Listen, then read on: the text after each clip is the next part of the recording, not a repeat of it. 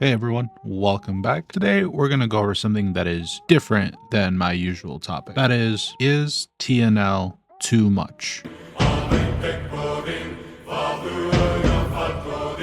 going to be splitting this video up into two segments, a character progression segment and a activities segment. So the first part, the character progression. This game has a lot of depth to character progression and power, way more than most MMOs do, or just games in general, really. We're just quickly gonna go ahead and list these.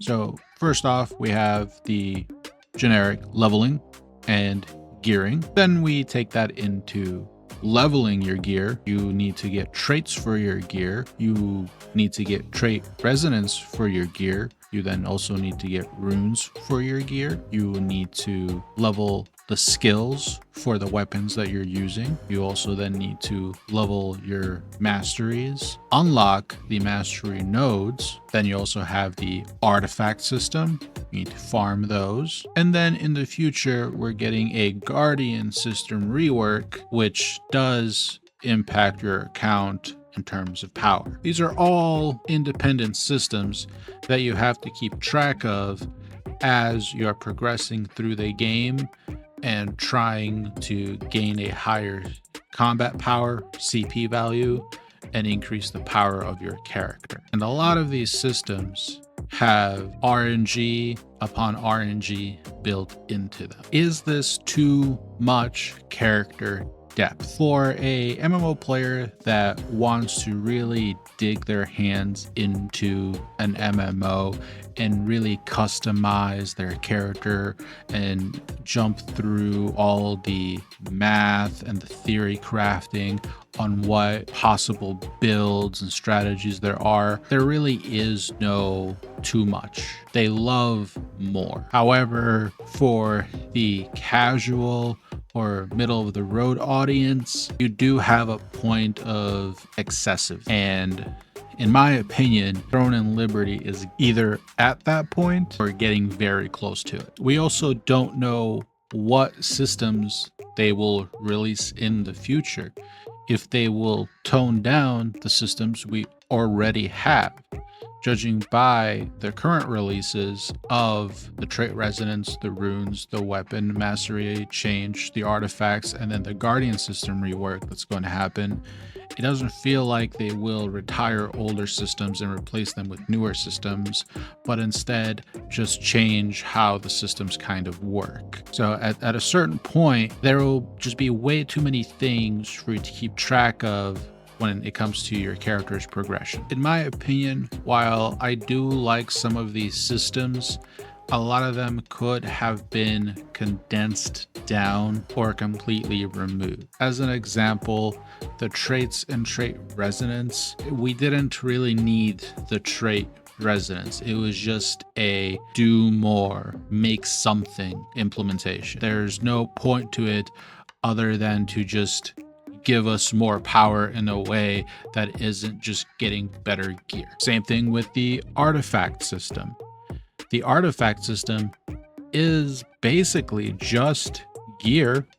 It is a very, very similar system to the Blade and Soul system, where you have the pizza slice items and you fit them together into set bonuses, which is really what your gear is. And unlike your gear though, that has a static stats on it, artifacts don't have static stats on them. They have random stats on. So not only do you have to find artifact pieces of the set you want, you then have to try to find the piece that has the correct stats you need. And on top of that, not only do you need the stats that you need, they can roll in a range. So while you could get a piece that has the set bonus you need, the stats you need, the stats could roll on the low end. And while it's still good, it's not the best it could be. There's too many layers of RNG to that system. In my opinion, removing trait resonance and artifacts should be kind of where they should go towards. These two things we really didn't need. The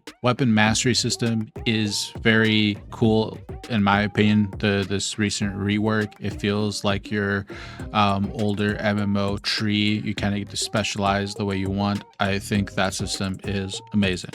They keep it, expand on it in the future, make further rings outside as we get higher level caps, etc. Runes are hit or miss for me, depending on how they're going to adjust it in the future. I know they recently had a Korean live stream on how they're going to tweak how the game tracks and how you can apply runes.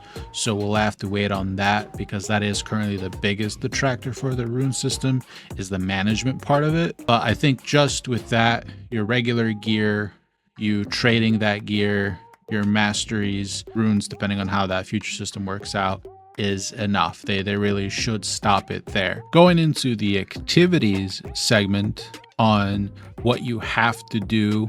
Now, I use the word have to loosely here because you technically don't have to do anything, but if you want to have consistent growth on your character and your account, you should be doing all of these activities. So in no particular order, we have tier 1 dungeons. These are your 1 and 2 stars. We have the new tier 2 dungeons, which are your 3 stars. Abyss coin currency, that goes up to 40,000 cap. Daily and weekly contracts. You have your guild contracts, guild raid bosses. You have your Amatoy missions. You have your Gate of Infinity, your Halls of Illusion, which is the new single player content, your Nebula Island weekly mission track. You do also have your weekly dynamic events, and then you have your trials as well that you want to farm for those runes I mentioned earlier. And then in the future, they will be adding 12-man raids, which we can safely assume you will have some form of weekly lockout that you want to get done. And then on the minor side, you have fishing and cooking, and then possibly any future life skilling they create. All of these help your account grow and your character grow. You don't need to do the old T1 dungeons, but if you do, they can reward you with items you can use to trade your current gear. You can sell it for Lucent to buy other things you need, etc. Abyss coins, you need to empty these out. They are the most efficient way for you to farm mastery points and Solent as well. So you do need to do these. Your daily contracts from the daily contract merchant and NPC, while you don't need to do these as much, they are a great source for materials used to craft for leveling your gear and your mastery system. Guild contracts, again, you don't need to, but it rewards you with guild coins to buy things from the guild shop. It also increases your guild's ranking, allowing you to do some of the activities that are kind of locked behind rankings. Amatoy missions, again, not needed, but very helpful to farm certain materials and certain items like Amatoys that are part of synergies that can give you a item drop chance boost, things like that. Gate of Infinity, again, you don't need to, but it does give you a fair bit of Solent and materials. Also extraction stones and the reroll stones for traits. Hall of Illusion, the single player content, again, don't need to, but with the recent change to it, you do want to do these if you can get them to tier 5, because now they have Nebula accessories as their loot table. So you do want to do these.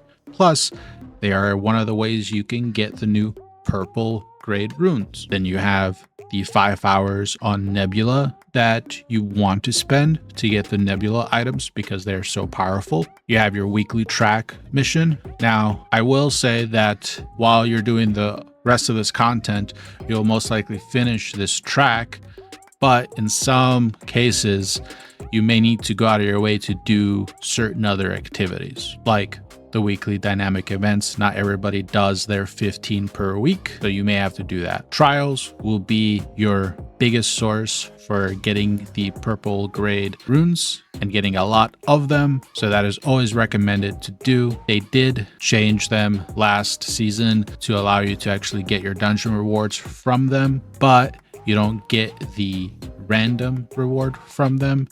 And with how hard and expensive tier 2 gear is from these vendors for those new loyalty coins, you really want that random reward. So while I can see people farming the trials for the runes, and if they don't care, they'll open the box just to clear out those tokens for your weekly track, I can also see a lot of people not doing it because of missing out on that random reward. And I will like to point, this is just stuff that is really highly encouraged to do on a single character. If you play on more than one character, you really don't have time to do anything else in the game. I didn't even go over any kind of events that the game may be running, or any kind of social activity you wanted to do with your guild, or any kind of PvP things that your guild may require or want you to do. Now, while content is good to have, unfortunately, when you tie all your content into player power gain, it doesn't turn into fun activities that you have the option to do. It turns into a necessary activity to do to build your character, or you will fall behind. In my opinion, I think that you should be given the option to loot the chests more than once in T2. I think that in the Hall of Illusions, you can loot the chest at the end all 3 times for your 3 runs in the week if you wanted to, or you can loot it just the once so you can save the other 2 if you get higher CP to push a higher tier. It's optional. I think they should go that route. The Abyss coin, they did it last weekend where we had a double Solent weekend. They can keep doing that, or double mastery point weekend. They could, instead of just giving us double the rewards, they can also have us burn them twice as fast, so we're not spending as much time in there. Of course, also giving us twice the amount of rewards, obviously. These are just spitball in the moment suggestions. Obviously, there could be balancing issues, but these are things that the developers need to look at if they want this game to work long term. People don't want to get off of work to go to work in a game that's supposed to be a hobby. That's my opinion on this. Let me know what you guys think in the comments below. And if you enjoyed it, as always, don't forget to leave a like and subscribe to the channel. This was Fate. Have a great day.